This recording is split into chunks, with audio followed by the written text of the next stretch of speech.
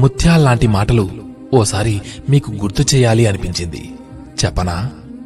కోటీశ్వరులు కావడం అందరికీ సాధ్యం కాదు, కానీ నిజాయితీపరులు కావడం ప్రతి ఒక్కరికీ సాధ్యమే. సుత్తితో ఒక్క దెబ్బ వేయగానే బండరాయి ముక్కలవ్వదు. దెబ్బ వెనక దెబ్బ వేయాలి. అలాగే ఒక్క ప్రయత్నంలోనే విజయం సిద్ధించదు. ఎడతెగని ప్రయత్నం కావాలి. ఒకసారి బట్టలు మాసిపోతే మనిషి ఎక్కడ కూర్చోడానికైనా సిద్ధపడతాడు.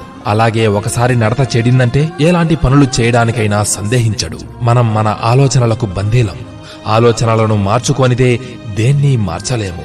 గొడుగు వర్షాన్ని ఆపలేకపోవచ్చు, కాని వర్షంలో తడిసిపోకుండా రక్షణనిస్తుంది. అలాగే ఆత్మవిశ్వాసం విజయాన్ని తెచ్చిపెట్టలేకపోవచ్చు, కాని విజయపదంలో ఎదురయ్యే అవరోధాలను అధిగమించగల శక్తిని ఇస్తుంది. బలవంతుడికి బలహీనుడికి మధ్య జరిగే ఘర్షణలో ప్రేక్షక పాత్ర వహించడమంటే తటస్థంగా ఉన్నట్లు కాదు, బలవంతుడి పక్షం వహించినట్లే. అతి నిద్ర, బద్ధకం, భయం, కోపం, నిరాశావాదం ఈ 5 అతి చెడ్డ గుణాలు. వీటిని పొరపాటున దగ్గరికి రానిచ్చామా జీవితంలో పైకి రావడం, సుఖపడటం జరగదు. అహంకారం ప్రతి ఒక్కరి నుంచి, ఆఖరికి భగవంతుడి నుంచి కూడా దూరం చేస్తుంది. ఉపాయాన్ని ఆలోచించేటప్పుడు రాగల అపాయాన్ని కూడా అంచనా వేయాలి. తప్పును ఈరోజు కప్పిపుచ్చుకోగలిగినా రేపటికి దాని పర్యవసానాన్ని మాత్రం తప్పించుకోలేవు. బలహీనుడిని బలవంతుడు కొడితే బలవంతుడిని భగవంతుడు కొడతాడు. కాళ్ళు తడవకుండా సముద్రాన్ని దాటగలవు, కళ్ళు తడవకుండా జీవితాన్ని మాత్రం దాటలేవు.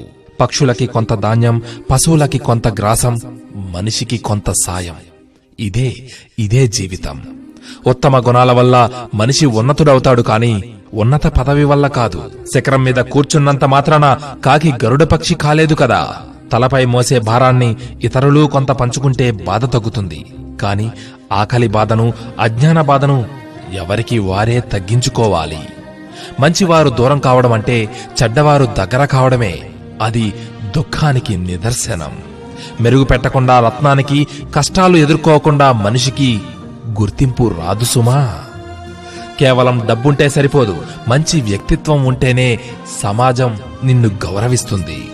ఎవరి వయస్సుకు తగ్గట్టు వారి ఆలోచనలు, ప్రవర్తనలు ఉంటేనే ఆ వ్యక్తికి గౌరవం అనేది ఉంటుంది. సర్వే జనా సుఖినో భవంతు.